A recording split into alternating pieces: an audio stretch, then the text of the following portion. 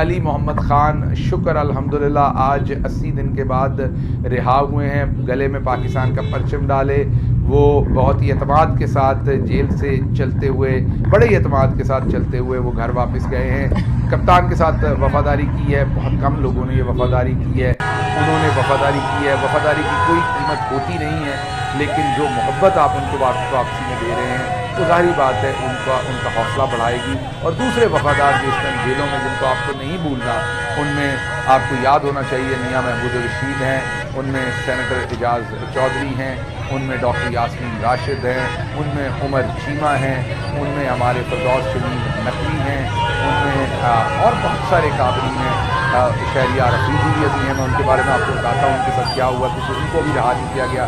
वो तमाम लोग, अगर मैं किसी का नाम भूल गया हूँ तो मैं आपसे माज़रत चाहता हूँ। बहुत सारे लोग इस टाइम जेलों में, फिर हमारी औरतें हैं आपको पता है, और आलिया हमज़ा हैं, तैयबा राजा हैं, उसके साथ साथ और बहुत सारी हमारी ख़वातीन, सनम है। ये तमाम लोग जेलों के अंदर वफ़ादारी की मिसालें बने हुए हैं। और उसके साथ साथ खदीजा शाह जो ना किए गए गुनाहों की सज़ा से इसलिए भुगत रहे हैं कि उनको मिसाल बनाकर पेश करना है ताकि कोई और जुर्रत ना करे। और फिर इमरान रियाज़ हैं, और आपके ज़हन में कई दफ़ा सवाल आता होगा कि इमरान रियाज़ या इन लोगों को अंदर रख कर क्या है, ये बाहर आके बोल लेंगे तो शहबाज गिल भी तो बोल रहा है, या कुछ और लोग भी तो बोल रहे हैं, साबिर शाकिर बोल रहा है, मोहित पीरज़ादा बोल रहा है, तो एक और आवाज़ से क्या फ़र्क पड़ेगा।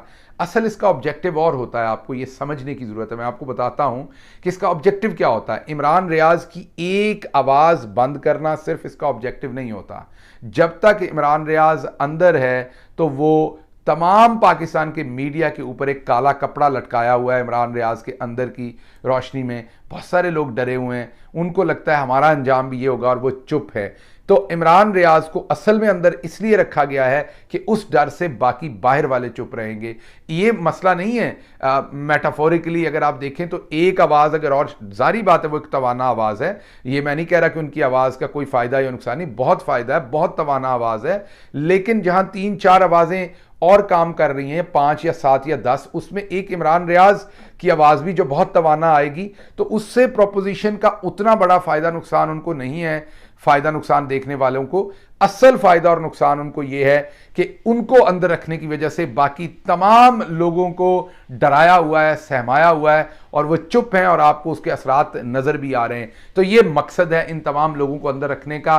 खदीजा शाह के साथ भी जो कुछ किया जा रहा है वो एक मिसाल बनाने के लिए, इसके ऊपर मैं किस दिन दोबारा तफसीलन बात करूँगा ताकि आपको समझ आए कि ये पर्पज़ क्या है इन लोगों को अंदर रखने का।